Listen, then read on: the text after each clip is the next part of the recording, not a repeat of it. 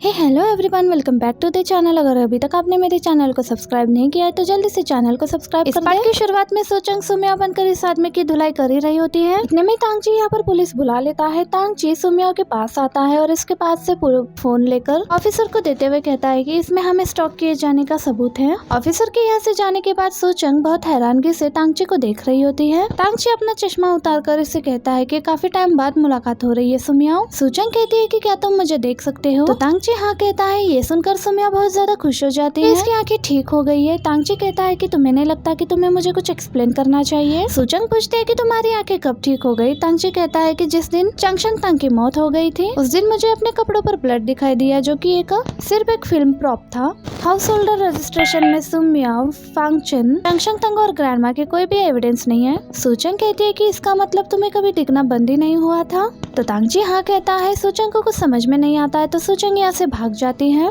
सूचंग लिनयांग के पास बैठकर यही सोच रही होती है कि ये तांगची को कैसे फेस करेगी। इतने में इसको तांगची का मैसेज आ जाता है कि मैं चाहता हूँ कि तुम मुझे ये सब कुछ एक्सप्लेन कर दो, मैं तुम्हारा इंतजार कर रहा हूँ। सूचंग तांगची से मिलने के लिए आ जाती है और उससे माफी मांगने लगती है और कहती है कि मैंने तुम्हें जानबूझकर धोखा नहीं दिया।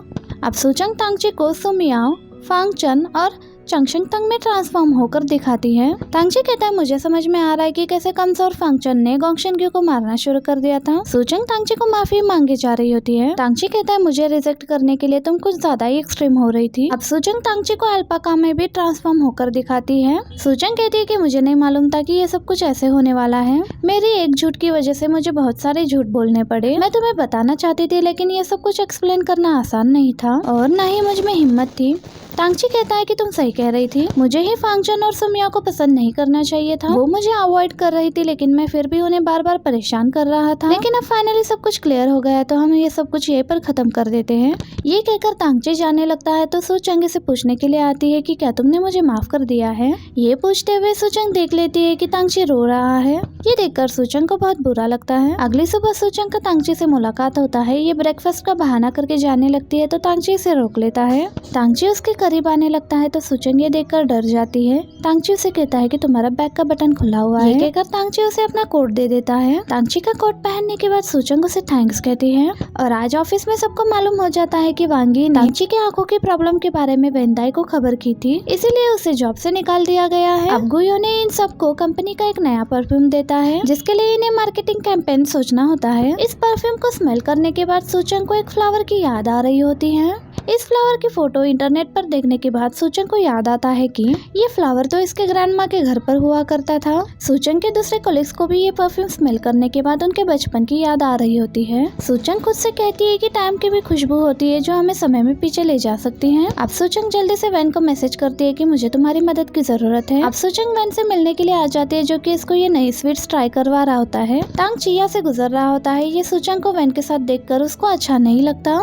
तांगची सूचंग को कॉल करके पूछता है कि तुम कहाँ पर हो? सूचंग कहती है कि मैं बाहर काम पर आई हूँ। तांगची पूछता है कि क्या तुम सच में काम कर रही हो? सूचंग कहती है कि हाँ। तांगची कहता है कि ठीक है। ये कहकर ये कॉल कट कर देता है। सूचंग सोचती है कि अब इसको क्या हो गया है। अब सूचंग वैन के साथ मिलकर ये स्वीट्स लेकर नर्सिंग होम आ जाती है। ये सभी लोग ये स्वीट्स खाकर बहुत खुश हो जाते हैं। अब सूचंग अपने परफ्यूम का सैंपल इन्हें देती है। ये सब लोग कहने लगते हैं कि अब हमारी उम्र नहीं रही ये सब कुछ परफ्यूम वगैरह लगाने की, इसलिए ये सारे सैंपल सूचंग को वापस कर देते हैं। दूसरी तरफ तांगची अपने टीचर से मिलने के लिए आता है। ये अपना नया परफ्यूम अपने टीचर को ट्राई करने के लिए देता है। टीचर कहते हैं कि ये परफ्यूम स्मेल करके पुरानी यादें याद आ रही है। तांगची कहता है मेरे परफ्यूम का कॉन्सेप्ट यही है, चाहे जितना भी वक्त गुजर जाए जब तक हमारे पास मेमोरी है हम उनकी खुशबू को भी याद कर सकते हैं। अब सूचंग ने यहाँ पर शुयू को भी बुला लिया होता है। सूचंग एक लेडी की तस्वीर लेकर उस तस्वीर के जरिए उनकी एज को रिवर्स करने लगती है। वो लेडी बहुत खुश हो जाती है और कहने लगती है कि तुम लोग यकीन करो मैं 20 साल की थी तब मैं ऐसे ही लगती थी। ये कहने लगती है कि मेरे पास अपने जवानी की फोटो नहीं है। मैंने कभी नहीं सोचा था कि मैं कभी अपनी जवानी की फोटो फिर कभी देख पाऊंगी। सूचंग ये फोटो प्रिंट करके इस लेडी को दे देती है। अब यहाँ पर एक और लेडी अपने पर्स से एक अपने और अपने हस्बैंड की फोटो निकाल कर सूचंग को देती है। इनकी शादी के कुछ टाइम बाद इस लेडी के हस्बैंड की डेथ हो चुकी होती है। सूचंग इस फोटो के जरिए इस लेडी को दिखाती है कि बूढ़े होने के बाद इनके हस्बैंड कैसे दिखाई देते थे। ये लेडी बहुत ज्यादा इमोशनल हो जाती है और कहने लगती है कि मैंने नहीं सोचा था कि मैं कभी देख भी पाऊंगी कि मेरे हस्बैंड बूढ़े होने के बाद कैसे दिखाई देते हैं। सूचंग इनको भी ये फोटो प्रिंट करके दे देती है और इतने में ही यहाँ पर तांगची आ जाता है। सूचंग शुयो से पूछती है कि तांगची यहाँ पर क्या कर रहा है। शुयो कहती है कि जब मैं तुम्हारे पास आ रही थी तब मैंने तांगची को बताया था कि मैं यहाँ पर आ रही हूँ। तांगची ये फ्लावर्स लेकर उस लेडी को देता है। ये लेडी कहती है कि उस टाइम पर मेरा हस्बैंड मुझे ट्रेन कर नहीं दे सकता था, इसलिए उसने मेरे लिए ये बुके बनाया था। इसे सुनकर मुझे ऐसा लग रहा है जैसे मैं वक्त में पीछे चली गई हूँ। तांगची इन सबको अपना परफ्यूम ट्राई करने के लिए देता है तो ये सारी लेडीज फिर से मना कर रही होती है। तो सूचंग कहती है कि खूबसूरती से प्यार करने के लिए कोई भी एज लिमिट नहीं होती। ये मेमोरीज उन फ्लावर्स की खुशबू की तरह है जो आपसे कोई भी छीन नहीं सकता, इसीलिए यंग लोग परफ्यूम लगा सकते हैं तो आप लोग भी लगा सकते हैं। ये सुनकर तांगची को सुमियो की वो बात याद आती है जिसने तांगची को बहुत ही इम्प्रेस किया था। सूचंग इन सबको ये परफ्यूम ट्राई करवाती है। सूचंग को इस तरह से देखकर तांगची भी मुस्कुराने लगता है। सूचंग इन सभी लेडीज की इंटरव्यू भी ले लेती है। जब लोग ये सामान उठा रहे होते हैं तो वेन जल्दी से सूचंग को अपने पास बुला लेता है। सूचंग वेन के हाथों में मसाज देने लगती है। तांगची ये देखकर जेलस हो जाता है। तांगची सूचंग को लेकर साइड में आ जाता है। सूचंग तांगची से पूछती है कि आप मुझे यहाँ पर लेकर क्यों आए। तांगची सूचंग से कहता है कि ये लड़का तुम्हें पसंद करता है। सूचंग कहती है कि हाँ मैं जानती हूँ। तांगची सूचंग से पूछता है कि क्या तुम भी उसे पसंद करती हो। सूचंग कहती है कि हाँ। तांगची को अच्छा नहीं लगता है तो सूचंग उसे कहती है कि वो मेरा भाई है तो मैं उसे पसंद तो करूंगी ही ना। वेन का सरनेम भी सू होता है तो तांगची को क्लियर हो जाता है कि इससे कोई गलतफहमी हो रही थी। वेन तो सूचंग का कजन है। सूचंग नोटिस करती है कि एक परिंदे का घोंसला तांगची के ऊपर गिरने वाला है, इसलिए सूचंग जल्दी से तांगची को आगे खींच लेती है। सूचंग तांगची को बताती है कि एक घोंसला तुम्हारे ऊपर गिरने वाला था। तांगची सूचंग से कहता है कि क्या तुम सुन सकती हो। सूचंग कहती है कि क्या। तांगची सूचंग से कहता है कि मेरी हार्ट बीट तुम्हारी वजह से तेज हो रही है। सूचंग शॉक हो जाती है। तांगची सूचंग को किस करने वाला होता है ये देखकर सूचंग तांगची को नीचे पटक देती है। सूचंग तांगची से कहती है कि मैं तुम्हें पहले ही माफी मांग चुकी हूँ, लेकिन अगर तुम्हें मुझे माफ नहीं करना है तो तुम मुझे काम से निकाल सकते हो, लेकिन इस तरह से मुझे बेवकूफ बनाना ठीक नहीं है। तांगची कहता है कि मैं तुम्हें बेवकूफ नहीं बना रहा, मैं तुम्हें सच में पसंद करता हूँ। सूचंग कहती है कि तुम्हें तो सुमियो को सुंदर चेहरा और फांगचन की पर्सनालिटी पसंद है, मेरे पास तो कुछ भी नहीं है तो तुम मुझे पसंद क्यों करोगे। तांगची कहता है कि सुमियो और फांगचन दोनों तुम ही थी। मुझे ये बात अभी रियलाइज हुई है कि चाहे तुम किसी भी पर्सन में ट्रांसफॉर्म हो जाओ मैं तुम्हें हमेशा से ही पसंद करूंगा। सूचंग कहती है कि मैं फिल्टर दोबारा इस्तेमाल नहीं करूंगी, इसलिए तुम ये सपना देखना छोड़ दो। ये कहकर सूचंग यहाँ से चली जाती है। वापस घर आने के बाद सूचंग तांगची की कही हुई बातों को सोचने लगती है। रात में तांगची गोयो को कॉल करके पूछता है कि क्या तुम्हारे पास सूचंग का कोई फोटो है। गोयो कहता है कि हाँ मेरे पास कुछ ग्रुप फोटोज हैं। ये तांगची से पूछता है कि क्या तुम्हें सब समझ आ गया है। तांगची कहता है कि हाँ मुझे रियलाइज हो गया है, आखिर मैं सूचंग को ही कलर्स में क्यों देख पा रहा था। गोयो कहता है कि अभी भी देर नहीं हुई, अगर वो तुम्हारी दुनिया में नहीं आना चाहती है तो तुम उसके दुनिया में जा सकते हो। ये फोटोज देखने के बाद तांगची सूचंग का स्केच बनाने के लिए बैठ जाता है। अगली सुबह सूचंग काम के लिए निकल रही होती है तो तांगची बाहर खड़ा इसका इंतजार कर रहा होता है। ये सूचंग के पास आकर इसे फ्लावर्स देते हुए कहता है कि कल के लिए तुम मुझे माफ कर दो। सूचंग कहती है कि तुम मुझसे माफी मत मांगो, मैंने भी कुछ ज्यादा ही जोर से तुम्हें नीचे गिरा दिया था। तांगची सूचंग से कहता है कि कल मैंने अपने फीलिंग्स तुम्हें किसी बदले या मकसद के लिए नहीं कही थी, मैं सच में तुम्हें ही पसंद करता हूँ। सूचंग कहती है कि अगर मैं तुम्हें रिजेक्ट करूंगी तो क्या तुम मुझे काम से निकाल दोगे। तांगची कहने लगता है कि नहीं। सूचंग कहती है कि मैं तुम्हें पसंद नहीं करती, इसलिए मेरा पीछा करना बंद करो। ये कहकर सूचंग यहाँ से चली जाती है। आज ऑफिस में प्रेजेंटेशन देते हुए सूचंग कहती है कि इस परफ्यूम की कैंपेन ये एक पुरानी एक्ट्रेस बाय मिंजो से करवाना चाहती है। तांगची भी सूचंग के आइडिया को सपोर्ट करता है, इसलिए जाओ कहता है कि तुम्हारे पास सिर्फ 3 दिन है, अगर 3 दिनों में तुम बाय मिंजो को इस कैंपेन के लिए राजी नहीं कर पाई तो हम किसी यंग एक्ट्रेस को इस कैंपेन के लिए चूज करेंगे। सूचंग पहली बार इंचार्ज बनी होती है, इसीलिए ये बहुत खुश होती है। सूचंग अपने कलीग्स के साथ बाय मिंजो को ढूंढने की कोशिश कर रही होती है, लेकिन इन्हें कोई भी क्लू नहीं मिलता।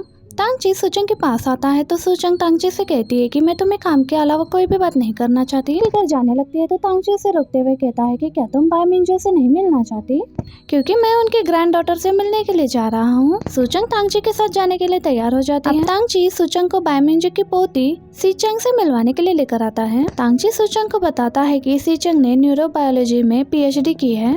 ये सुनने के बाद सूचंग उससे कह रही होती है कि इसके पास सुमियो, फांगचन और शंगतंग की खूबियां हैं। ये कहने लगती है कि मैंने आज से पहले इतनी परफेक्ट लड़की नहीं देखी। ये कहती है कि क्या तुमने मुझे नहीं देखा। ये सूचंग से कहती है कि हम लोग हाई स्कूल में एक साथ ही थे। सूचंग कहती है कि मुझे माफ करना, मुझे याद नहीं है। सूचंग कहती है कि ग्रेट स्टैंडर्ड में मेरे पास तांगची की फोटो थी और तुमने मेरे मुझसे वो छीनकर मुझसे कहा था कि मुझे स्टडी में फोकस करना चाहिए। सूचंग हंसते हुए कहती है कि मुझे ये याद नहीं है। तांगची कहता है कि मुझे लगा कि सूचंग तुम्हें बुली कर रही है। सूचंग कहती है कि सूचंग ने हमें कभी भी बुली नहीं किया। तांगची कहता है कि सूचंग मुझे माफ करना, मैंने तुम्हें गलत समझा। सूचंग उसे अपना प्रपोजल दिखाती है तो सीचंग कहती है कि मुझे तुम्हारा प्रपोजल बहुत अच्छा लगा। कहती है कि इस प्रपोजल की मदद से तुम मेरी ग्रैंड माँ को नहीं मना सकते। सूचंग पूछती है कि क्या तुम्हें अपने ग्रैंड माँ के किसी कीमती चीज के बारे में पता है। सीचंग उसे एक फोटो दिखाते हुए कहती है कि उनके लिए ये फोटो बहुत अहम है। मुझसे ये फोटो खराब हो गई थी, उन्होंने मुझसे कुछ कहा नहीं था लेकिन वो बहुत अपसेट हो गई थी। सूचंग इस फोटो में स्कूल बैच को देखते हुए कहने लगती है कि ये तो कुछ जाना पहचाना हुआ है। तांगची कहता है कि हमारा मिडिल स्कूल पहले फंक्शन यूनिवर्सिटी हुआ करता था। तांगची कहता है कि हो सकता है स्कूल से हम इस फोटो और इस इवेंट के बारे में कोई जानकारी हासिल कर सकते हैं। सीचंग कहती है कि अगर तुम लोग ऐसा करोगे तो मेरी ग्रैंड माँ बहुत खुश हो जाएगी। सीचंग तांगची से पूछती है कि क्या तुम्हारी कोई गर्लफ्रेंड है। तांगची कहता है कि नहीं।